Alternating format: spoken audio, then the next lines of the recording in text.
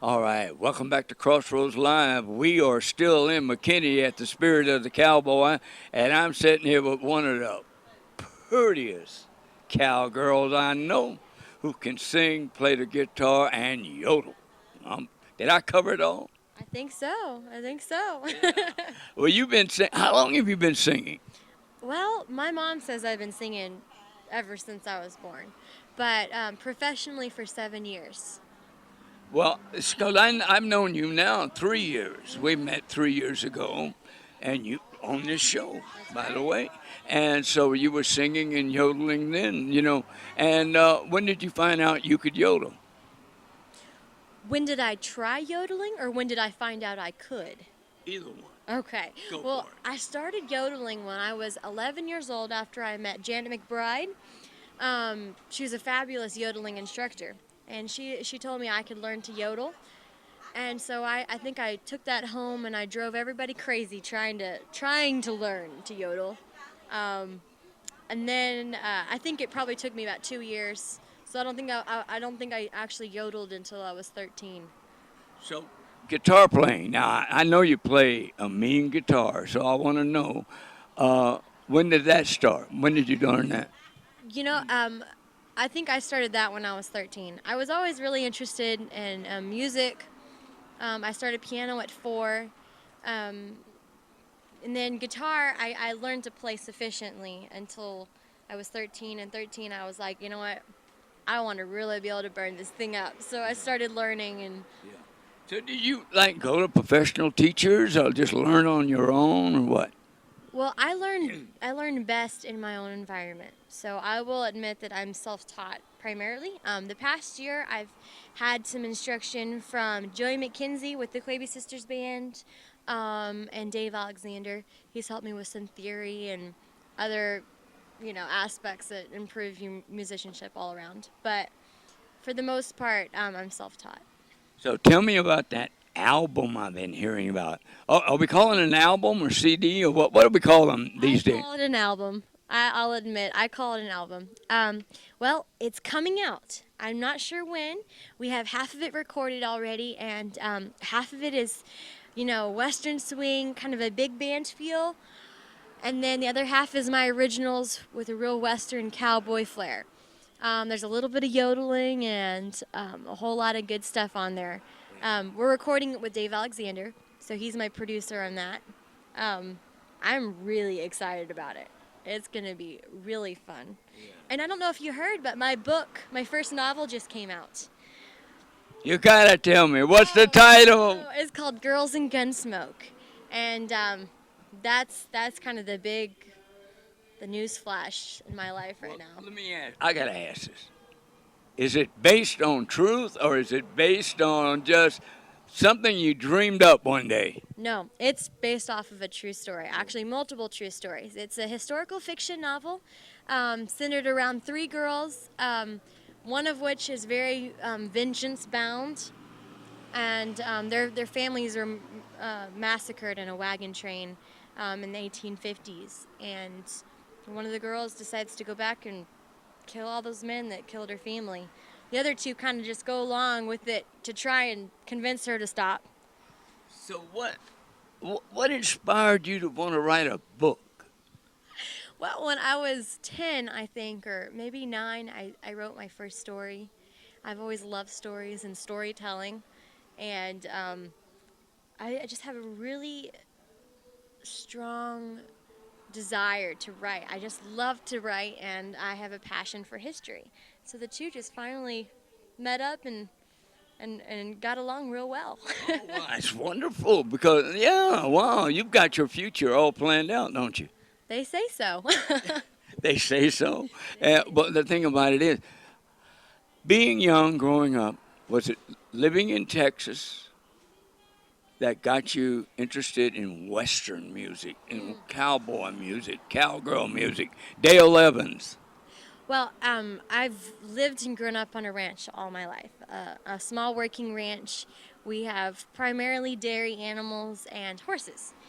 And I think my parents really did not care for today's, our society's entertainment forms. So I didn't have a computer or a telephone. We didn't even have a TV. My dad had a laptop, and he would pull us old movies, from the 30s, 40s, 50s. We'd watch silent films forever before we even knew they made movies with sound. And then I think I was 14 before I went to my first movie theater.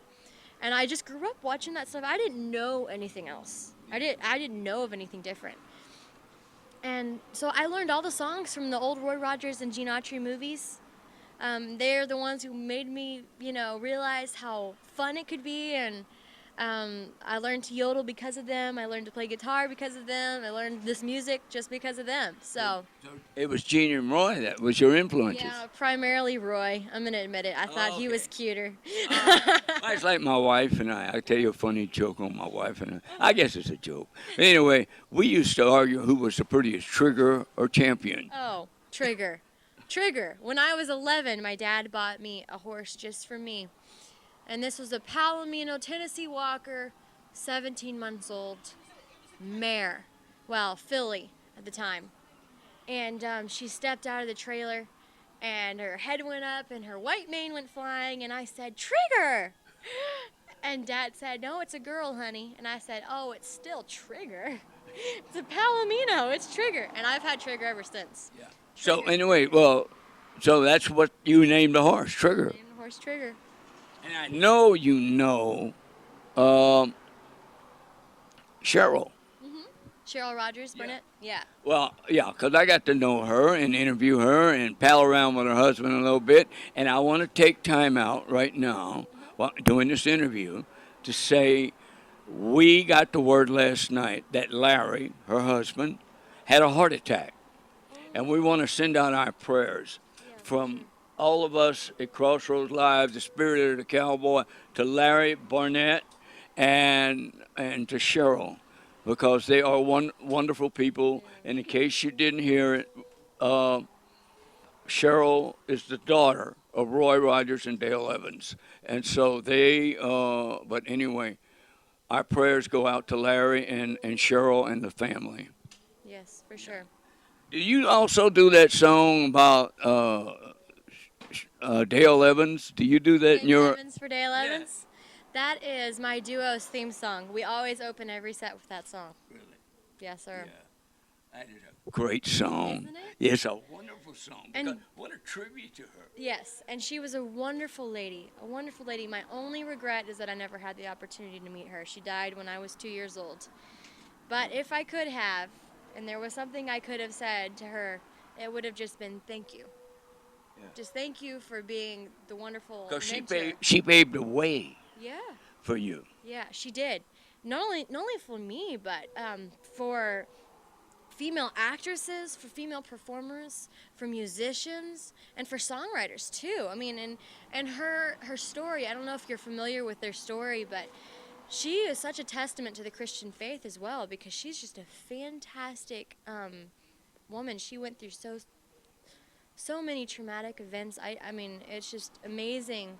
Well, with the daughter that was born, who was yeah. What do you call it? What was she was autistic, severely autistic. Yeah, but you know what? They loved that child. They did, and she was a beautiful child to them, even though, she didn't even live very long. No. But and she wrote a book. What is it, Angel? Angel Unawares. Yeah, I knew. I read that. I haven't seen the book, but I read the book, but I've heard about it. It's a wonderful book. Yeah. I have it on my nightstand. Do you really? I read it all the time. Yeah. Well, the thing about it is, and she wrote so many great songs, and she was, of course, she wrote Roy's theme song. Of course, yeah. Just to name a few. In fact, one of her songs, she didn't write this one. She co-wrote it, but she sang it. It's called Two-Seated Saddle on One Gaited Horse. It's one of my favorite songs. Really? Yeah. I just love her stuff. Yeah. And she was the one that wrote, wasn't she was the one wrote the thing about, something about Jesus Loves Me or something? Yeah. She wrote the first Jesus Loves Me song. Yeah, and then that song was rewritten to be a different, Jesus Loves Me, this I know. But her version is, still beautiful and it has, same words. Yeah. Well, she was a fantastic songwriter, plus a great actress, and plus I think Roy really loved her. Yeah, I know he did, and she was just beautiful inside and out. Yeah. Well, the thing about it is, what I admired about Roy was that he once said, he said, Dale had to share Trigger with me. Oh, I had to share me with Trigger. Yeah, she has a song that says, "Don't ever fall in love with a cowboy."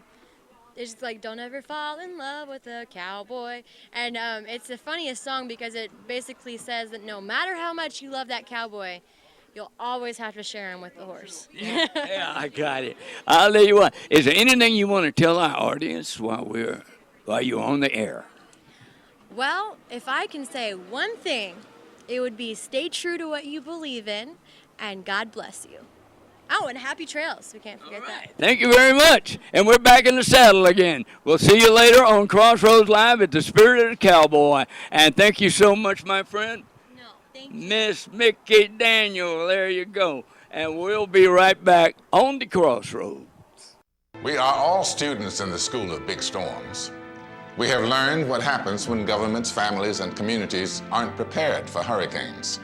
Now, scientists say a changing climate may mean more frequent and violent storms, and we need to act before the next big storm hits to prepare and protect families and communities and restore the natural defense system, the wetlands and forests that protect us all from high water and winds. Together we can do it. Learn how.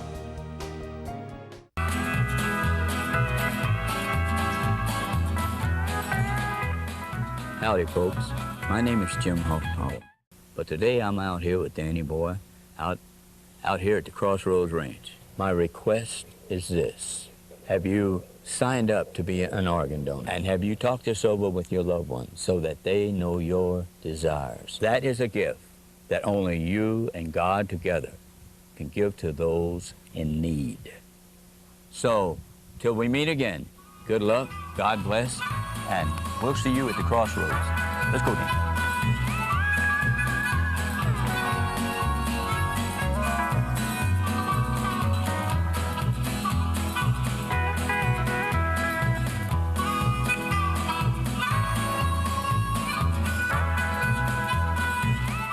And welcome back to Crossroads Live. We are in McKinney, Texas at the Spirit of the Cowboy, and I'm standing here with an actor, probably stuntman and everything else, right? Actor, cowboy, stuntman, yeah, and some of them on purpose even. Yeah. Oh, really? Yeah. Does your mother know what you do for a living?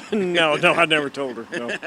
Anyway, Dean Redding. Dean Redding, yes, sir. And you worked with a lot of great people. Oh, I've worked with some fantastic people, including you. Well, yeah, we were in a movie together, and actually, I was the hubcap on a Pontiac. No. Anyway, we did a movie together. You want to tell them about it? Painted Hero with Dwight Yoakam. Gosh, that was, 94, something like that? Been a few years. Yeah, I was Bo just... Hopkins was in it. Yeah, I was just out of high school. Ah, okay. Yeah. Well, that explains it. No, you don't believe that, do you? No, absolutely not. Anyway, Bo Hopkins was in it. But now, you told me they had another name of the movie before. What was it? It was called Half a Dog's Life. I worked on it from the very first day they came into town till I was the one that turned in all the furniture on the set. Somehow I got elected to do that, so I actually was one that turned in the furniture, the production furniture, to the company they rented from, and said goodbye to them. And that was a great set. And when you work on a really good set, it's like you're with a family, and then all of a sudden, that family is no more. Yeah. And then you go on to a different set, and it's sometimes works out, sometimes it doesn't. But Well, that was a good shoot. I wanted, while we're talking about that movie, I wanted to mention we had a good friend on that movie, Bill Thurman. Yeah, Bill Thurman. I remember Bill well. Yeah. Last Picture Show. Yeah. Gosh, he was in Tom Horn. He was in a bunch Yes, of he good was. movies. Yeah. Have you heard the story about Tom Horn? You want me to share that with you? Go ahead. Okay. And we both had the same agent. Yeah, it was Peggy Taylor. And Peggy also had a client, Bill Thurman. Bill, I We remember both Bill knew. well. Yeah. And so anyway, what I was going to say was that, and you mentioned earlier about Tom Horn. Yep. And he was in that. And the way it came about, the funny story about Bill getting in that movie was that one day the phone rang in Peggy's office. And one of the guys working in her office answers the phone. Well, the guy on the other end of the line, he said, "Hi, I'd like to talk to Peggy Taylor." He said, "My name's Steve McQueen." They hung up the phone. They didn't believe it. Yeah, well, Yeah. I can And understand. so McQueen calls back. He said, "Look, this is Steve McQueen. I need to talk with Peggy Taylor about Bill Thurman." So they walk into Peggy's office. "Peggy, there's some nut on the phone saying he's Steve McQueen, wants to talk to you about Bill Thurman." She said, "Give me a minute, what line is that?" She hit it, and she said, "This is Peggy Taylor." And he said, "Miss Taylor, my name is Steve McQueen." He said, I really want to cast Bill Thurman in a movie I'm doing called Tom Horn. I'd like to know if you can put me in touch with him." She said, "Well, Bill is shooting a movie down in New Orleans." And he said, "Well, when does he wrap up there?" And she said, "He finishes this Friday."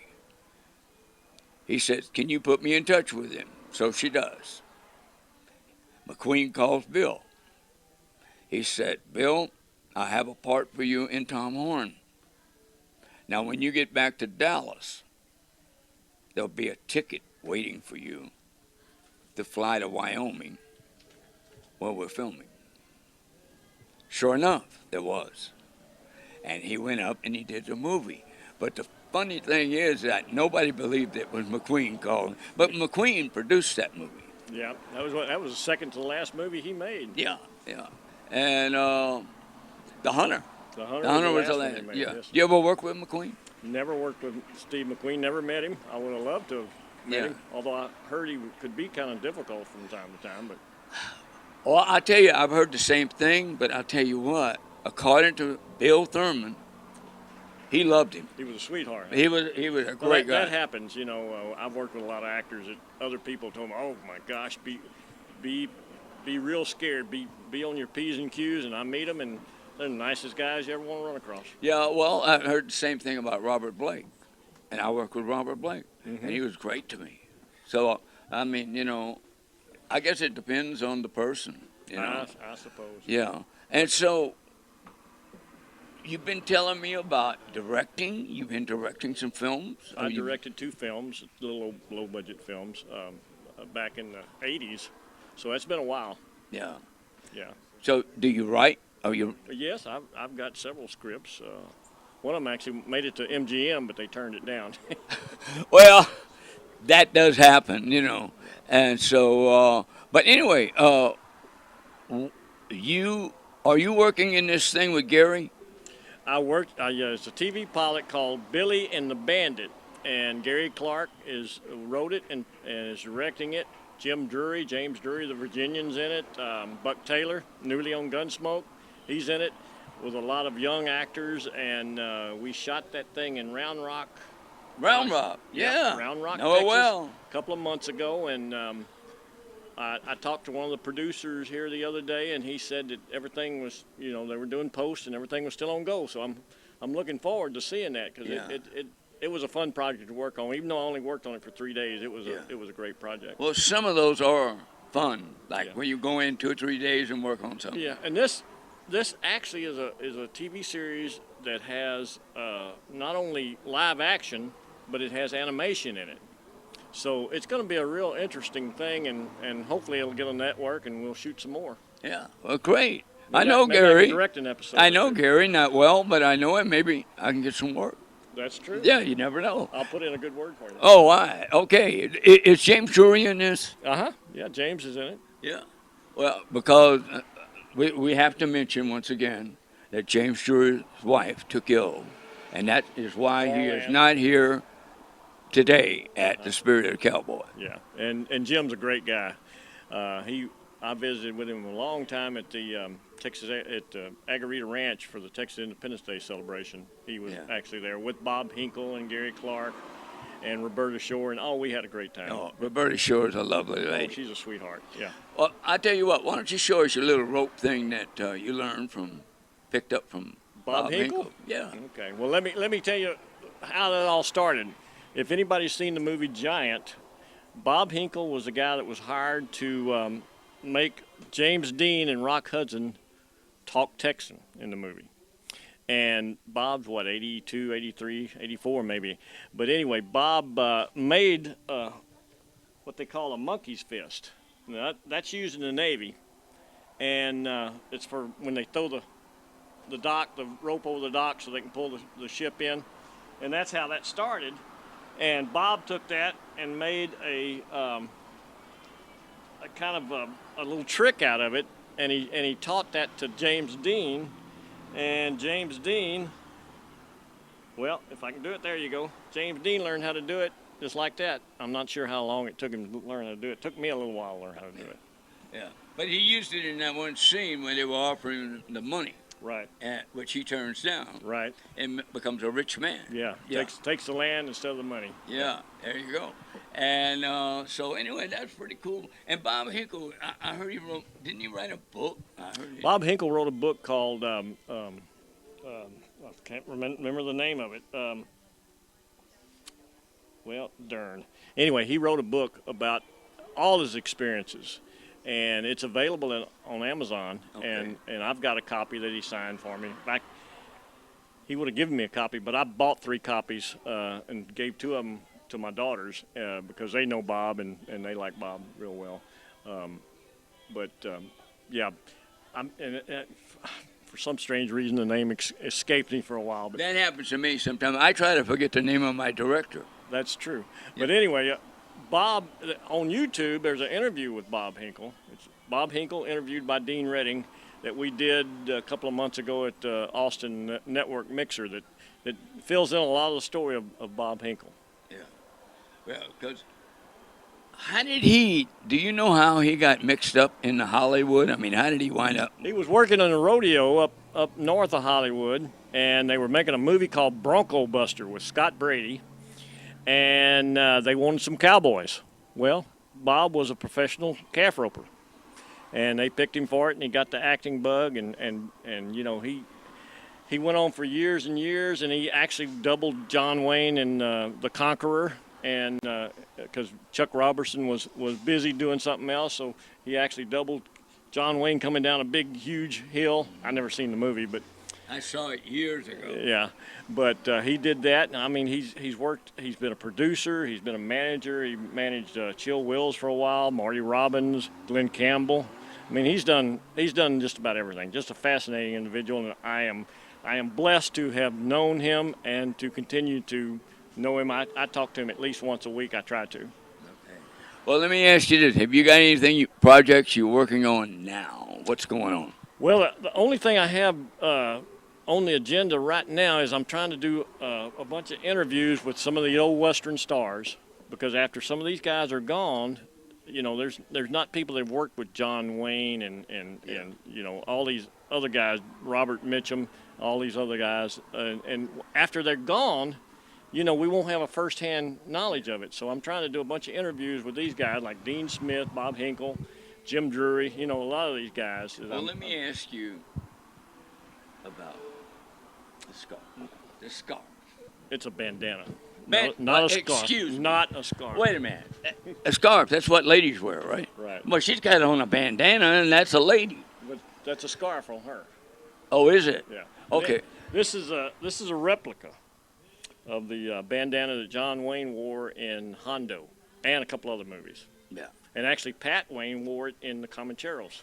Really? Oh, yeah. Wow. So it's been around. And the guy that makes these is based in California, and it's Two Rode Together Wardrobe Company on Facebook. Yeah. Wow. Yeah. Okay. And I've got 3 of them. One from the Searchers and 2 of these. Okay. Great. So, yeah.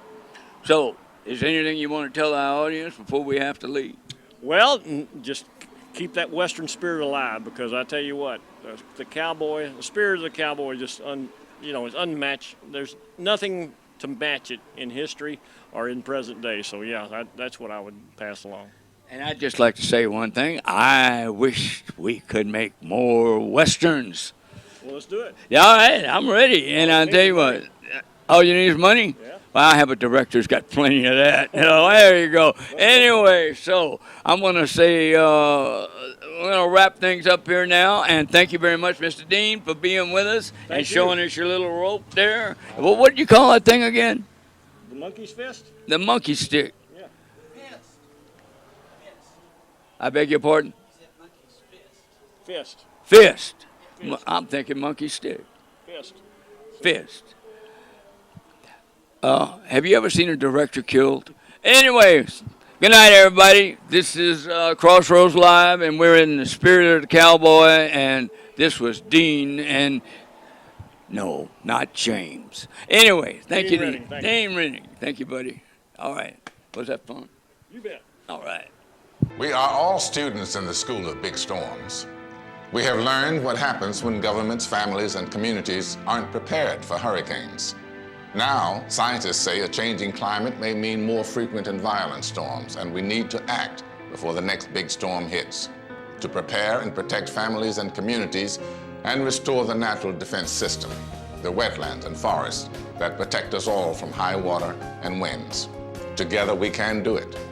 Learn how.